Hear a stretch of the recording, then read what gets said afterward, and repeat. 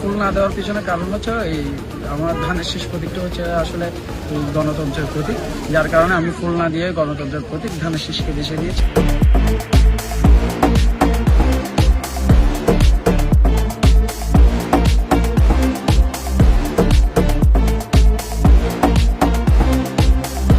নতুন ধরনের একটি আইটেম কিংবা উপহার যুবকরা শুরু করেছে। এই নতুনত্ব আধুনিকতার প্রকাশ পায় এখানে। আসলে আমরা প্রতিটি বিয়ের অনুষ্ঠানে দেখি সবাই ফুল দিয়ে বরণ করে নেই। আজকের এই অনুষ্ঠানটি ছাত্রদল নেতা শাহেদের অনুষ্ঠানে, বিয়ের অনুষ্ঠানে আমরা দেখছি উনি সবাইকে ধানের শীষ উপহার দিচ্ছেন। এটি দেখে আমরা অত্যন্ত আনন্দিত হলাম। বিয়েতে একটা নতুন ধরনের আইটেম যোগ করেছে আমাদের যুব সমাজ, এটা হচ্ছে পরিবর্তন।